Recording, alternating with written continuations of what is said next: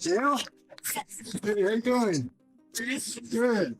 Listen, we are the county sheriff's office. We just want to see if we could talk to you for a couple of minutes. Yeah. Okay. You have any idea what we want to talk to you about? Because I kind of think you might. Well, my parents said that you were at their house. Mm-hmm. And what do you think that's about? It was about a baby. Yeah.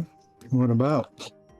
A baby that was left. This is 49-year-old Gail Eastwood Ritchie, realizing in this very moment that the secret she thought was buried forever had finally caught up to her. There was no escaping it now. What had once been a distant memory, locked away and left unspoken for 26 years, was now staring her in the face. And this time, she would have to answer for it. Still, she didn't flinch. Standing in her garage, eyes steady, she faced the detectives as they approached. What followed was a slow unraveling of truth, one more disturbing and difficult to believe than anyone could have imagined. The case first came to light on March 25, 1993. Cheryl Jenkins and her friend Wendy Sweeney were out on their usual paper route, driving along Sidley Road in Thompson Township. At around 9 a.m., as they drove past, something lying by the side of the road caught their attention. They thought it was just a doll, so they kept on going. But something didn't sit right. Curiosity pulled them back, and after they completed their deliveries in that area, Wendy and Cheryl decided to turn around and take a closer look.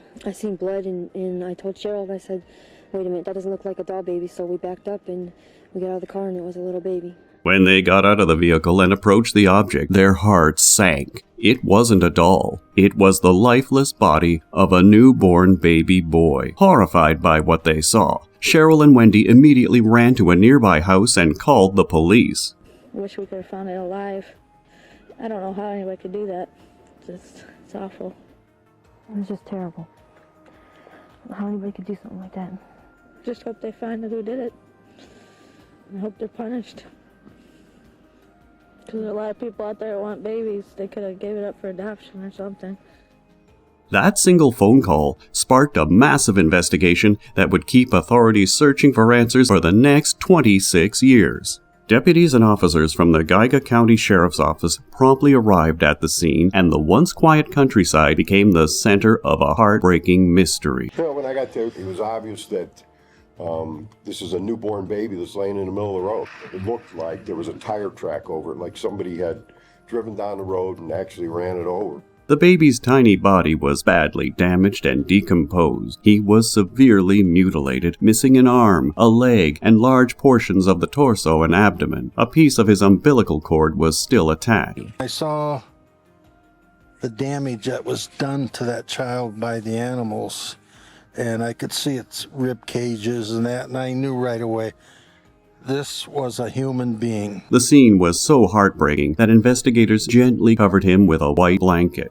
About 30 police officers and volunteers combed through Sidley Road's muddy ditches and snowy woods, searching for any clue that might explain what had happened or who could have done it. Any clothing, body parts, any kind of evidence that may have been left inadvertently at the scene by whoever left the baby here. Roughly a quarter-mile away, in the woods of Moseley Road, investigators discovered a torn black garbage bag. Inside it, they found a clear plastic bag filled with reddish liquid presumed to be blood. The baby appeared to have been placed in the bag and discarded deep in the woods. But at some point, animals had dragged the remains up to the roadside where they were eventually found. The bags and their contents were sent to the sheriff's office and then to the coroner's office for analysis. Despite a thorough search, nothing else was found. As the baby's body was sent for autopsy, detectives began to wonder if someone in the child's own family was behind this. Later that day, Gouga County Sheriff George "Red" Simmons held a press conference asking the public for help in identifying the baby and whoever left him there. Babies are very hard to identify, and we need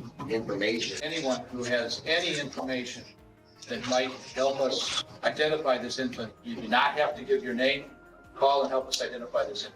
The autopsy report revealed even more heartbreaking details. The baby was 1 to 3 days old. He appeared to be full-term and of normal weight and size. He did not have any birth defects or infections either. The umbilical cord had been cleanly severed, suggesting that someone had intentionally cut it. A simple lung float test confirmed the baby had been born alive. It remained unclear whether he died before he was abandoned or if he had been left there alive and died due to the freezing temperatures. Despite running every possible forensic test, the exact cause of death or how long the body was on the road remained unknown. The baby's body was too badly composed to offer many clues. In the end, the official cause of death was listed as an undetermined violent cause, meaning that while the exact reason wasn't clear, one thing was certain: it was not a natural death. But who was this baby, and how had he ended up there? Determined to find answers, law enforcement followed every lead, hoping to uncover the baby's identity. Deputies took to the streets, going door to door and interviewing neighbors searching for answers. They contacted police departments across the state, checking for any reports of missing infants. Investigators also contacted hospitals in Guga Lake and Ashtabula counties, asking for all birth records for the past 3 months. The Guga County prosecutor even subpoenaed records from 24 regional hospitals and medical centers, searching for any woman who had been treated for postpartum complications but didn't have a baby with her. Investigators also set up a tip line and handed out flyers, hoping someone knew something. The effort paid off, and calls began pouring in, including 2 from bus drivers who remembered something unusual along their routes the morning the baby was discovered.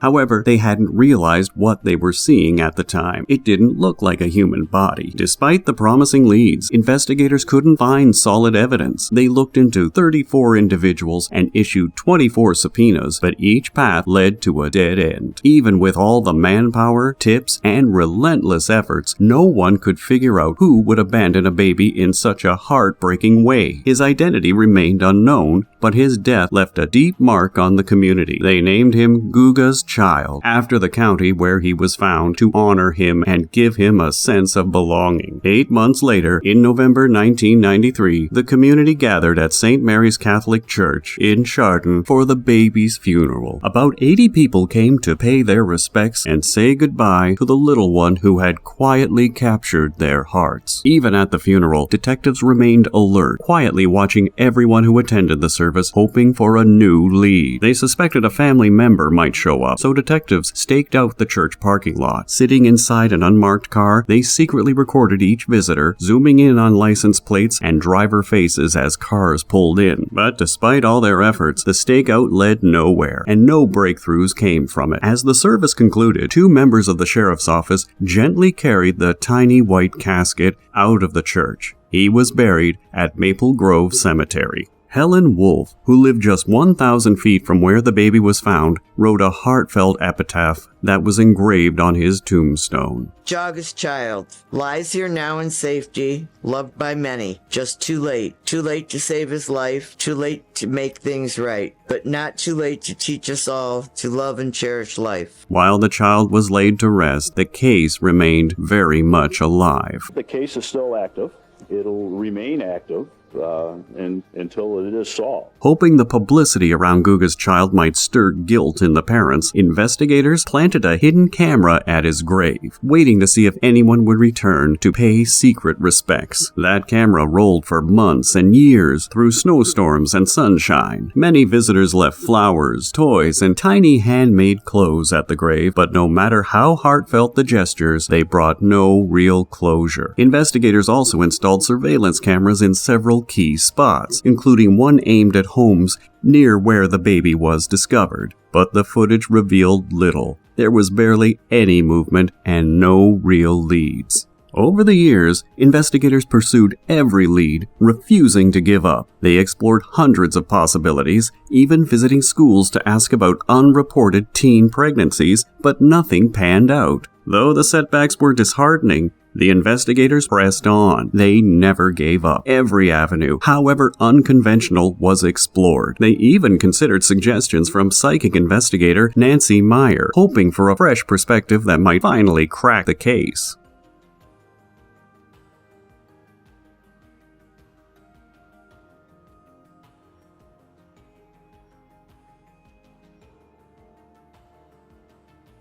But this theory, like many others before it, was a dead end. No one came forward, no new clues surfaced, and again the case went cold. A decade later, hope sparked again. Investigators turned to new DNA technology, hoping science could do what years of detective work couldn't. The Cuyahoga County Coroner's Office was asked to analyze stored tissue samples from the baby's body. Detectives compared the DNA against profiles in law enforcement databases, but nothing turned up. Years passed, but the investigation quietly continued behind the scenes. The real breakthrough came in 2018, sparked by the arrest of the infamous Golden State Killer. Investigators had used forensic genetic genealogy to track him down in that case. Detectives from the Cuyahoga County Sheriff's Office saw the potential of using the same groundbreaking technique to finally uncover the identity of Guga's child. So I started working with the companies and the labs to see what we needed to do. I approached my administration from the Sheriff's Office and the County Prosecutor's Office with the possibility of doing it and the initial cost of doing it.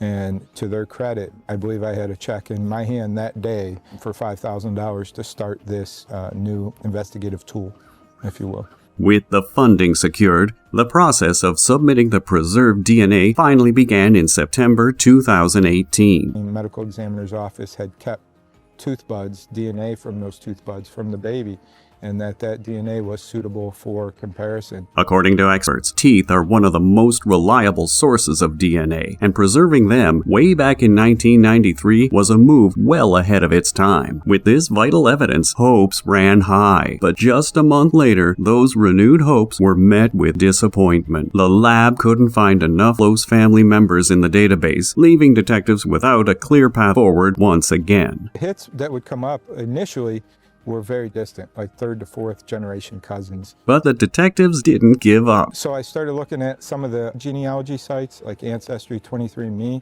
However, we could not submit the baby DNA kit to those private sites. They won't let law enforcement submit cases like this to those private sites because of confidentiality. So, investigators turned to GED Match, a public DNA database used by people exploring their ancestry. Over the next few months, they took on the painstaking task of building a family tree for Guga's child using private genealogy sites. Piece by piece, the tree grew, eventually holding the names of about 1,400 of the baby's distant relatives. I can't tell you how much work we put into it. Again, we're talking to people all over the world, France, Lebanon, England, the different time zones. I would come in the middle of the night. I would use Google Translate to communicate with these people. I would get an email and get so excited because we found like a piece of the family tree or something, and I would come in the middle of the night and work on it. A lot of the people that were working night shift thought I was crazy, but we knew that we were heading down the right road and hoping that eventually we would be able to bring some resolution to this case. Finally, in 2019, detectives found the man who had submitted the closest DNA match on GED Match. It led them to a man named Vernon Holden in Omaha, Nebraska. We did identify a family member very early on who, without him, we would not be here today. With cautious hope, detectives called Vernon, unsure of where the conversation would lead. Hello? Hello, is this Mr. Holden? Yes. Mr. Holden, my name is Don Seaman. It turned out Vernon had submitted his father-in-law's DNA to the site, and that man was a third cousin of Guga's child. We're all trying to do everything we can, so with your help, hopefully we can get closer to some closure for this. I can help. I'll try to help. All right. I really appreciate it. With Vernon's help, detectives were able to build a far more detailed family tree from his father-in-law's side, and that's when the investigation started speeding up. We built that family tree, and then we started contacting folks, and they would tell us, well, you know, Sue is related to me and in the family tree too, and she's in Ancestry.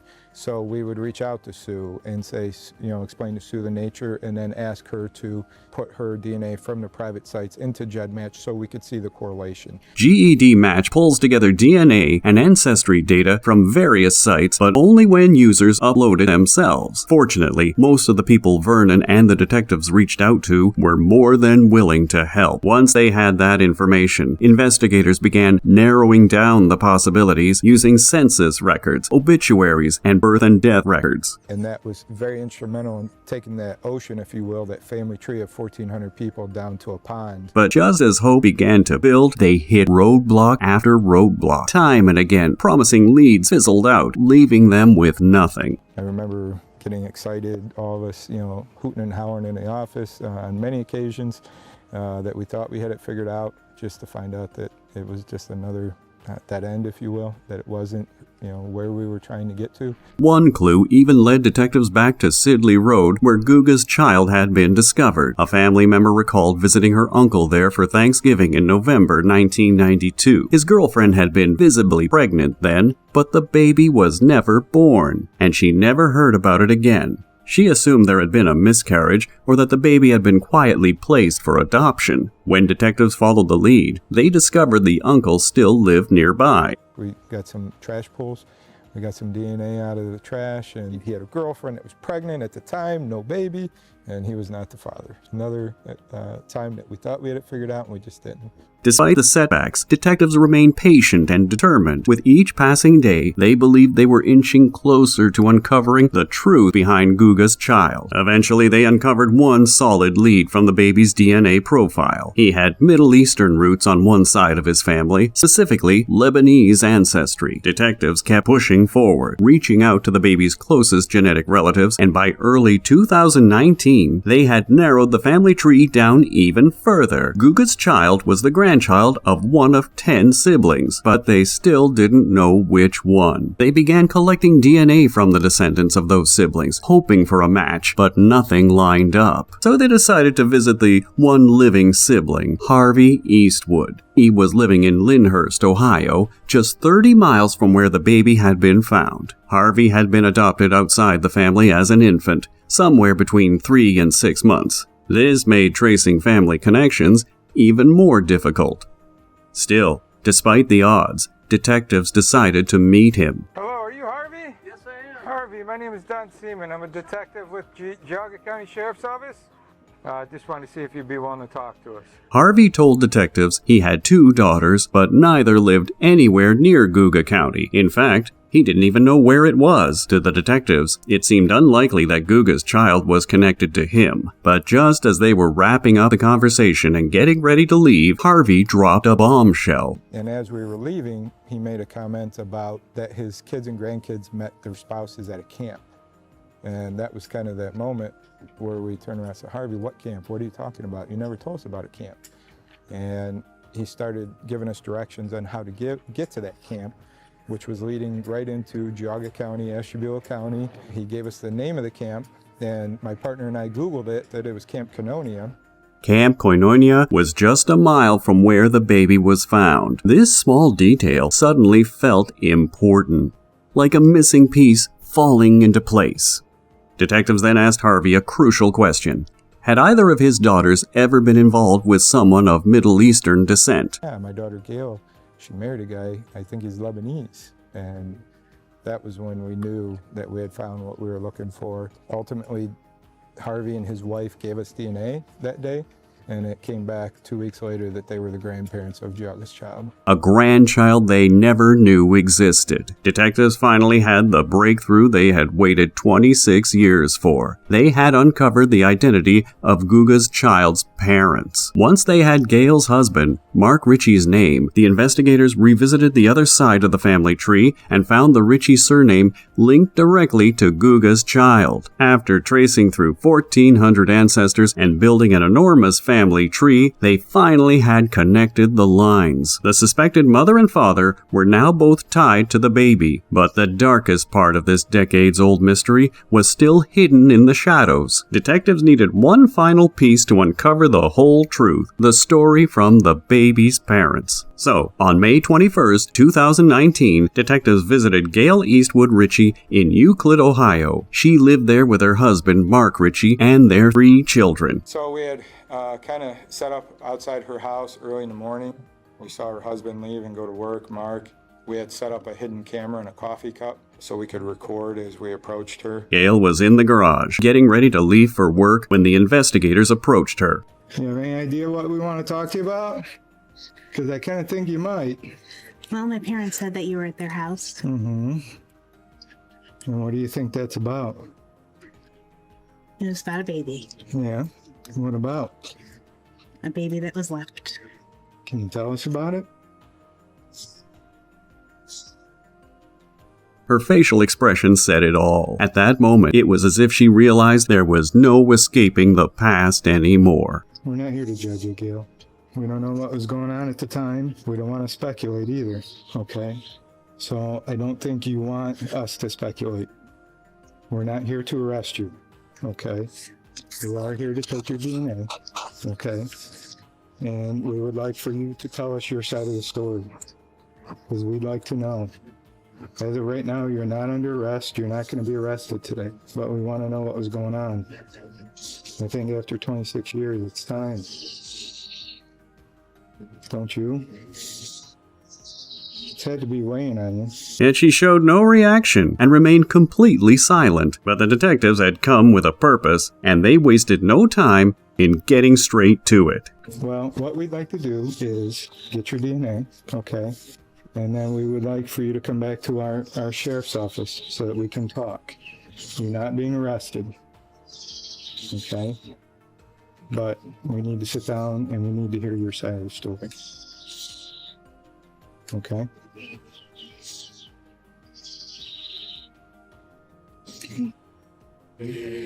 What this does is just collect some stem cells from the inside of the mouth. Gail's calm, almost detached demeanor caught the investigators off guard. There were no tears, no signs of panic, none of the emotional reactions they expected in a moment like this. She didn't seem surprised that she was about to be questioned. Instead, she simply asked if she could call her work to let them know she wouldn't be coming in. She worked as a receptionist at the Noreen Londrigan School of Dance. Once Gail arrived at the Cuyahoga County Sheriff's Department, detectives eased into the questioning. They needed to understand how Guga's child ended up abandoned on a snowy roadside. Was Gail forced into it, or was it her decision? And most importantly, why did it happen? We're not here to judge you. We don't know what was going on in your life at the time. We know that there probably weren't as many options for people at the time, and but that being said, we'd like to, get your side of what happened. After a long pause filled with silence and tension, Gail finally began to speak. She told detectives that in the summer of 1992, she was living with her parents and younger sister in Lyndhurst, Ohio. At the time, she was 22 and in a relationship with Mark Ritchie. So at that time, my husband and I were dating. We were sexually active. I did use contraceptives, but apparently one didn't work. I did not know I was pregnant at the time. I still had my menstrual cycles. Because her menstrual cycles continued, Gail said she had no reason to suspect that she was pregnant. It was only 3 months before the birth that her periods suddenly stopped. That left her unsure about how far along she was and when the baby was due. Even after discovering she was pregnant, Gail chose to keep it a secret and told no one about it. Then in the winter of 1993, Gail went into labor while nannying at a home in Woodbury Lane in Shaker Heights. She couldn't remember what day or month it was. I wasn't feeling well at all that day. The next thing I knew, I was giving birth to a baby in the toilet. I didn't know what. The only thing baby in a bag. I have no idea what the sex was. I never looked at it. Confused and overwhelmed, Gail admitted she panicked. At that moment, the only option she saw was to dispose of the baby. She grabbed a garbage bag from under the kitchen sink and placed the newborn inside. Then, desperate to hide what had happened, she cleaned the bathroom. Afterward, she quietly carried the bag to her car and placed it in the trunk. Obviously, there would have been, the afterbirth and the umbilical cord. How were you able to, cut the umbilical cord? I didn't. You didn't cut the umbilical cord? No. No? Okay. I did not. So you left I did. The afterbirth, everything was still attached to the baby. Yeah.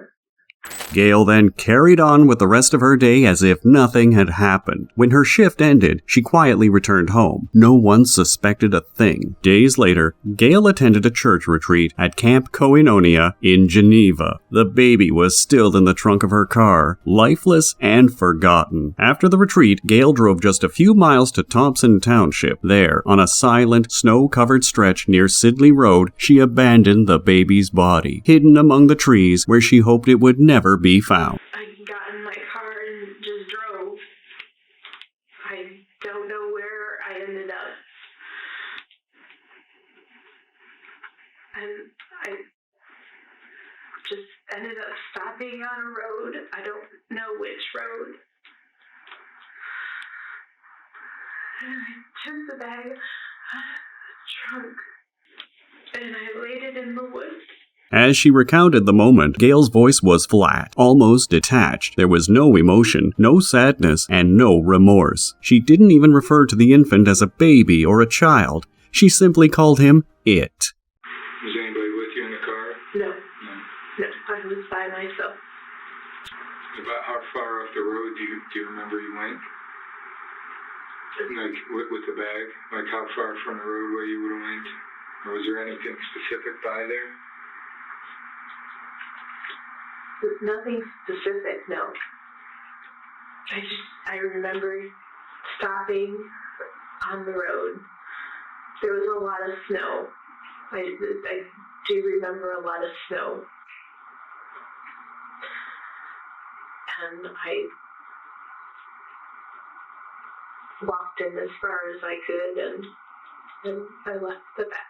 After leaving the baby in the woods, Gail never looked back. She returned to her life as if nothing had happened. However, detectives still noticed gaps in her story. They suspected she wasn't telling them everything. To uncover the truth, they confronted her with a critical finding from the autopsy report, hoping it would fill in the missing pieces. Obviously, you know that the baby was born alive. I don't remember. I don't recall it ever crying. Okay. But it's not like it was stillborn or anything. And the coroner's report shows that it actually was breathing. Okay. So at some point, there had to be something kind of that you heard or saw, and the baby had to be moving, or... It's possible. I don't remember. I remember picking it up and placing it in the bag. Did it actually fall into the toilet when you gave birth? Yes. So everything just kind of fell into the toilet? Yes. Okay, not onto the floor or anything like that? No. Okay, so the baby was actually in the toilet? Yes. Okay. Gail stuck to her story. She insisted she never heard the baby cry or saw it move, so she thought it was stillborn. She didn't cut the umbilical cord either. The umbilical cord was cut. It was not still attached. I did not cut it. Okay. Well, how did that umbilical cord get cut then? I don't know. I didn't cut it. You didn't cut it? No. You're positive of that? I am. And obviously we're talking about 26 years, so there's, as you said, that, some things that you're not real. Yes, I sure. understand. But there's no possible way that you cut that umbilical cord. I'm almost certain I didn't. A full autopsy was done. The baby was found. Obviously, that's clear now. And the umbilical cord was cut. Okay. And the coroner's report can show that the baby was born alive. Okay. And that the baby had taken breaths. Okay. So that tells me that the baby was moving, and there had to be some type of screaming or something that you heard or saw. And I don't know if that's just something that you don't want to remember, obviously due to the circumstances. It's possible, but I really don't remember it ever making a sound. How about in the bag? Was it still moving around in the bag? So even in the bag, it's got some oxygen in there. It's breathing. It's taking some breaths. It's probably moving It's got to be making some kind of noise. I really don't remember it making noise. I really don't. Detectives were at a critical point in their investigation. They had the autopsy report and some key pieces of evidence, but there was still one crucial question that remained unanswered. Why? Why had Gail kept her pregnancy a secret? Why hadn't she told anyone about the baby? And most importantly, what was her plan once the baby was born? But ultimately, due to your condition at the time, your intention was no matter what, you weren't going to keep this baby. I didn't know what to do. Didn't know what to do. But because of those circumstances, you didn't know what to do. Was it because you were young, because you weren't married? You were afraid to tell your parents. I understand you're Baptist. I was definitely afraid to tell my parents. My father was very adamant about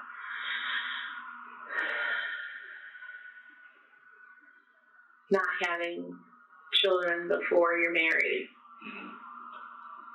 But you hadn't told anybody. I had not. And you weren't sure what to do. I was not. And did you intend on having the baby, or what were your intentions? Should have kind of come unexpectedly that day, but it sounds like you had made your mind up that you weren't in the right spot at the time. You weren't telling anybody. This was kind of what you were planning on doing, for lack of better words. I suppose. And as the conversation continued, Gail finally began to open up. I've never been good with confrontation.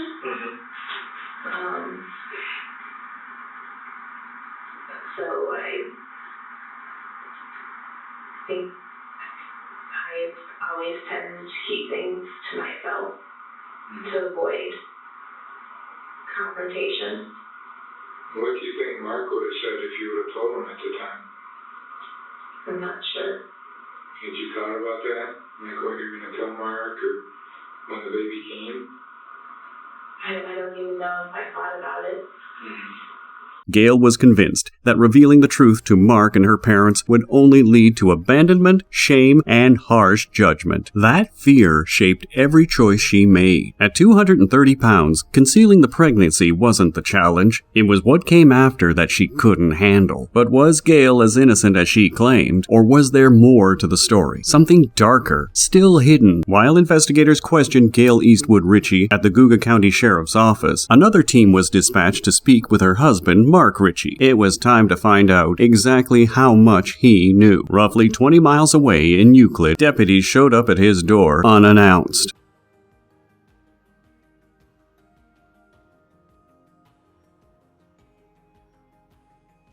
At that point, Gail and Mark Ritchie had been married for 25 years and had raised 3 children together. But investigators were curious how clueless was Mark, especially considering that, in Gail's mind, abandoning the baby was the only way to keep him. My other partner and I, we've been, for the last year, like I said, we've been trying to identify this baby in the family. So, obviously, from 1993, we've had DNA. We get DNA, we try it, no good. And eventually we just ran out of places to go. I don't know if you're familiar with how advanced DNA has gotten, but we were able to track the DNA to descendants of like Harvey and above, going way back to 1809. My partner and I built a family tree of about 1,200 plus people.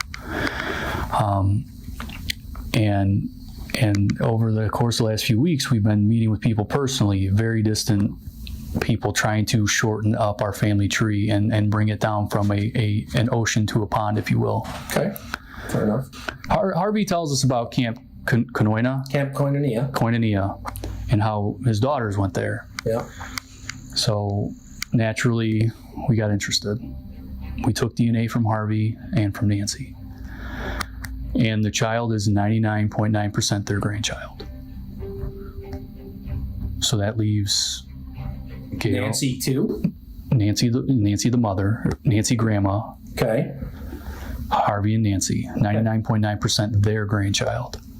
So that says Gail or Nancy. And finally, they told him the reason they were really there. today we met with Gail, and Gail said that our detectives that she's talked to today are the only two she's ever talked to about birthing a child in Shaker Heights, putting it into a garbage bag, and driving it to Geauga County. So my wife said this? Mm-hmm. So That's news to me. At some point in June of 1992, or roundabouts, you guys got together and had, she got pregnant. And for whatever reason, she kept it from you. And in March of 1993, she gave birth to that baby. And for whatever reason that we're still trying to figure out, she didn't tell anybody, and she left that baby in Geauga County.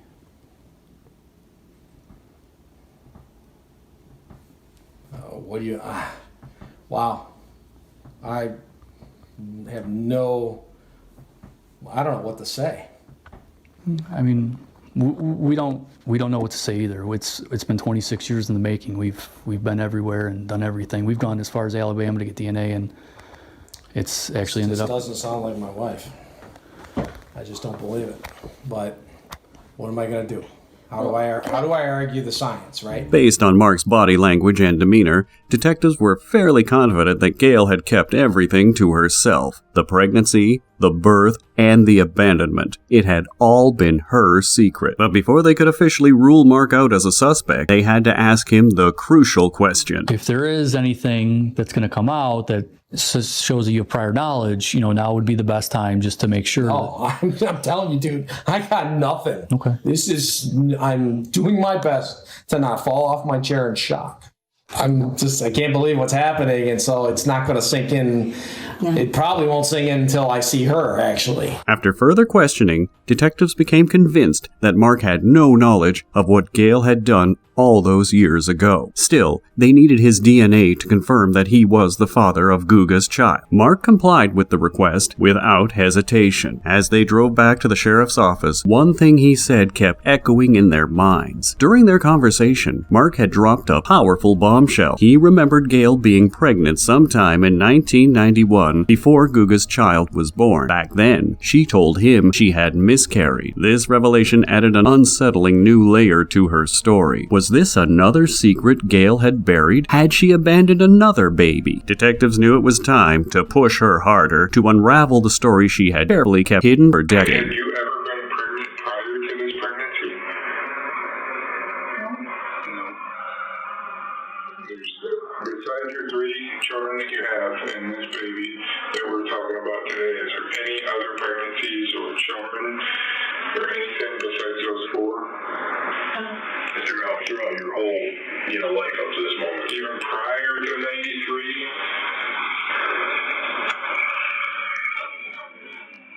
No. Your husband had indicated that he was aware that you were pregnant at some point, and that you told him that you were going to a doctor, and that you had told him that you were pregnant. We have other investigators that were out with us today, and they're actually speaking with your husband right now and have been for quite some time.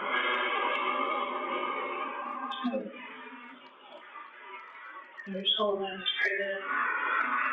Then I'm going to the doctor. He's pretty adamant that he didn't know. He wasn't sure of the time frame. He said it could have been around 92, 93. It might have been a little bit, a couple years prior.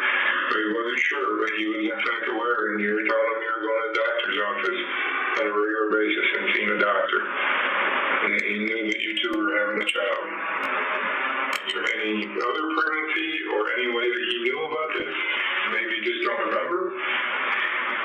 We're talking about a long time ago. If he knew, he never told me he did. He said that you guys had talked about it, and you told him that you were going to see a doctor. Were you pregnant again prior to this baby we're talking about today, and you never told him?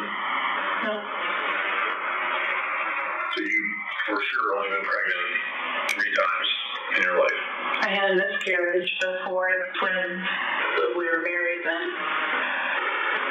Okay. When do you think that was? I think it was 95. Okay. And he was obviously aware of that pregnancy or no? Yeah. Initially, Gail denied the pregnancy, pretending she had no idea what Mark was talking about, but detectives were convinced she was lying. They gave her one final opportunity to come clean and tell the truth about everything. You have your DNA, and that is not only going to be compared into the child, but also into the database. And there are many, unfortunately, other cases out there. And your DNA is going to be in the system, and it's going to be compared to all those cases. And if there are other issues, now's the time that we need to talk about them. And I truly believe that you know that there is other issues. You know and I know this isn't the only time. That there's more times that this has happened. And now is the time that you need to tell us about those, Gail. How many other times has this happened? Finally, under mounting pressure from detectives, Gail's facade began to crack. One other time. When was that? Was it before or after this job? Before. Before. Is that what Mark was talking about in 1991? Because he had told our investigators in 1991 that there was another pregnancy that he was aware of.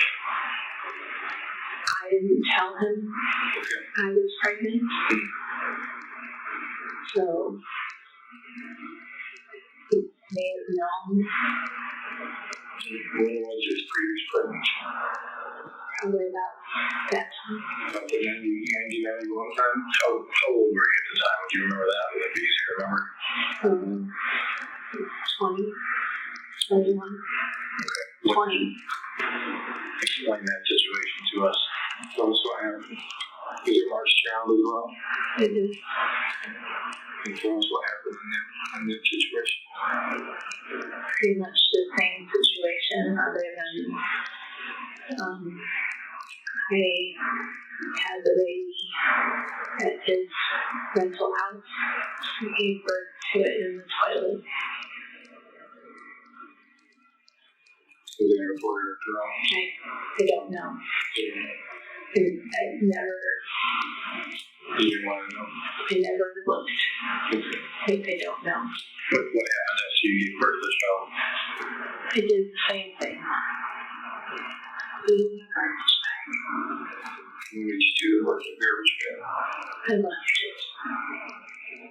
What did you do after? What was it? He took it and left it over by medical building. He gave birth.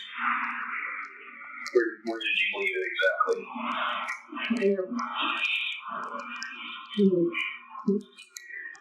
There's a road called Brush Road. Goes up behind very tall medical buildings that are there. And I just left it over in the tall grass. What Gail had just revealed left detectives stunned. But questions still remained. Had she abandoned only 2 babies, or were there others? Detectives needed clarity. They had to be sure, so they pressed her for answers once again. Gail, is that the only other time? There's only 2 times. Are you being honest with me about that? Yeah. Okay, like detectives even explained to you, your DNA will hit the database in a matter of days. It's going to connect all those files, all those missing unidentified persons. So if you're not being honest with us, we're going to know. So now is your chance to be able to get on the front end of this. There's nothing else you need to tell us. Yeah. While there were no other children, the truth was undeniable. Gail had committed the same horrific act not once, but twice. That pattern suggested premeditation, not panic, and the fact that she never named either of the babies also spoke volumes. Did you ever think about any names for these children? No. No. You didn't want to? Because you didn't want. Yes, no. Despite years of headlines and news coverage, Gail claimed she had never heard anything about the baby being found. She insisted the first time she learned of it was just weeks earlier when detectives arrived at her parents' home. What made her claim even more unsettling was that she returned to that same church camp year after year, often bringing her children along as they grew up, never once thinking about the newborn she had abandoned just miles away. She carried on with her life as if nothing had happened. Over 26 years ago, Gail Eastwood Ritchie left her biological child for dead. To this day, even though she admitted her involvement, she shows absolutely no remorse and takes no ownership of the baby. As the truth came out, her friends and family were left stunned. The woman they thought they knew suddenly felt like a stranger. Gail had lived in Euclid for over 2 decades, blending seamlessly with the community. To neighbors, she was a kind woman, a devoted wife, and a loving mother. So when the truth surfaced, it was a hard pill to swallow. The same woman they'd shared smiles with at school events and church functions was now at the center of a decades-old tragedy. They couldn't believe that the Gail they knew was the same person who had left her newborn in the snow. I just can't believe it. I mean, I just can't believe it. Church-going family, very respectable. She was so nice. I mean, I just can't. I don't understand. I just don't understand. The kids were raised up with my kids. They play all the time in the yard. I talk to her all the time about our children, you know, because they grew up together. I can't believe that. I can't even know. Oh, my God. Despite the gravity of her admission, Gail was allowed to return home while the investigation continued. On June 6, 2019, she was finally indicted by a special grand jury and formally charged with the murder of Guga's child. Count 1 is aggravated murder. If convicted, that could carry with it a life sentence with the possibility of parole after 20 years. Count 2 is murder. If convicted, that could carry with it also a life sentence with a possibility of parole after 15 years. She pleaded not guilty to the charges. After years of delays and legal proceedings, her trial finally began on March 31st, 2022. The defense argued that Gail did not intentionally kill the child, but rather the baby had been stillborn. Gail felt the need to have a bowel movement. So she went into the half bath just off the kitchen, sat down on the toilet, felt the urge to push, and less than 30 minutes later, birthed a stillborn baby. The baby didn't make a sound. The baby didn't move. She was scared. She had no idea what to do. They maintained there wasn't enough conclusive evidence to prove the baby had been born alive. Although the autopsy indicated the presence of air in the lungs, the defense questioned the reliability of that finding. First of all, you were provided how many slides? 3 of the slides have lung section. Okay. Where did those slides come from? They came from the right lung. We don't know where. How many lobes are there in the right lung? 3. And where in the lung, which lobe were those tissues taken from? That is not defined in the autopsy report. What is your criticism regarding that? It would have been advantageous to know instead of assuming that it is that it's one from each lobe. For instance, we don't know where they're taken from. So if you have artificially expanded areas that changed color and the sections all came from that area, you would have expanded alveoli appearing, where the other tissues that weren't sectioned and from the macroscopic appear atelectatic or collapsed, you would miss that. According to their expert, the presence of air, often seen as key evidence of a live birth, could have resulted from several other factors. You had an occasion to review the 3 slides in this case. Yes, sir. What conclusions were you able to come to as it related to your examination? They're certainly expanded alveoli microscopically. There's no question that that's present. What does that tell us as it relates to the ultimate conclusion of the question of live birth versus stillbirth? That's all it tells you, is that there's expanded alveoli histologically. And then you have to Are there other explanations for why that would have occurred? And the answer is yes. And what is that? Animal activity, forcing air in and out of the mouth because there's an animal chewing on the cheek. Chest compressions either during birth or during the animal process while the chest and airway were still intact. Decomposition, so the tissues have changed and bacteria can produce gas that can collect in the lung tissues. As we talked about, stillbirth cases have expanded alveoli. Live birth have collapsed alveoli, known cases. So my exam shows expanded alveoli, but I believe there are non-live birth reasons that might be present. The defense also highlighted Gail's troubled home life and the years of verbal abuse from her alcoholic father. It was a very cold household. They would have family dinners and there'd be very little discussion except for her father ranting that no daughter of mine will ever have a child out of wedlock. Their mom never protected them, never intervened, allowed and enabled her dad to beat them down. Raised in a strict home where she felt emotionally neglected, Gail developed a deep fear of confrontation and struggled with low self-esteem. He was an alcoholic, verbally and emotionally abusive to both Gail and her sister. He would belittle them, demean them. Her dad never made her feel loved, never hugged her, never made her feel like anything she could ever do was good enough, called her fat, discouraged her from studying. Why, you'll never be anything anyway. That just created feelings of low self-esteem, low self-worth.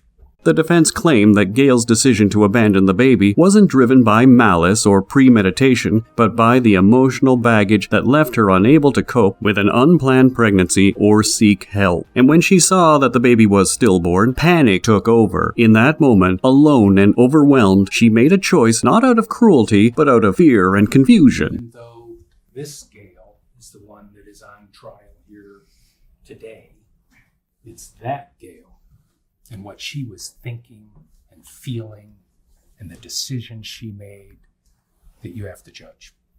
The prosecution came in swinging, arguing that Gail knowingly gave birth to a living baby and deliberately abandoned him, leading to his death. Let's talk about purposely. Did she purposely cause the death of this child? To act purposely is to act with the specific intent to cause a result. So, does the evidence establish that she purposely caused the death of the child? Taking an otherwise healthy baby boy and putting him in a garbage bag and tying the top closed. I mean, there's really no other conclusion you can come to than she intended to end his life. That is what's going to happen when you put not just a baby in a garbage bag, but any person you cut off oxygen. The only possible end here was that child was going to die. And so she did act purposely in doing so. They leaned heavily on the autopsy findings, which directly contradicted Gail's claim that the child was stillborn. So, Doctor, again, you mentioned you had reviewed Dr. Challoner's report, the photographs, some slides. Based upon your review of those materials in the case, did you agree with the findings of Dr. Challoner? Yes, I did, and I still do. Objection. Now, in looking at this lung, does this stand out to you in any way? Does it tell you anything, the condition of the lung? It does. And what is that? Based on the color and the circumstances, it gives an indication that this child breathed for some time. I don't know how many breaths were taken, but there is an indication that it breathed on its own. And so that's why it's a live birth that was had given the opportunity, may have lived a full life. The prosecution also highlighted Gail's behavior after the birth, how she quietly cleaned the bathroom, resumed caring for the children she nannied, and waited several days before disposing of the baby's body. These, they argued, were not the frantic actions of someone in shock. Instead, they were calculated steps, clear indications that Gail knew exactly what she was doing and was already working to cover her tracks. In the end, it all came down to one question. Did Gail Eastwood Ritchie knowingly and deliberately kill her newborn baby, or was this a tragic case of a scared young woman dealing with a stillborn in silence? The jury had to decide if the state had met its burden of proof or if there was still reasonable doubt lingering in the evidence. After just 5 hours of deliberation, they delivered their verdict on April 4, 2022. Gail Eastwood Ritchie was found guilty of murder, but not guilty of aggravated murder. More than a month later, on May 24, 2022, she was sentenced to life in prison with the possibility of parole after 15 years. While detectives did everything they could to locate the remains of Gail's first child, the search came up empty. Despite her detailed description of the area, no remains or physical evidence of any kind were ever found. And without it, prosecutors had no case, so Gail was never charged in connection with the 1991 incident. In the end, Guga's child finally received the justice he deserved. But even with a verdict and a sentence, it's still hard to understand how a mother could commit such an unthinkable act and then go on living a seemingly normal life as if nothing ever happened.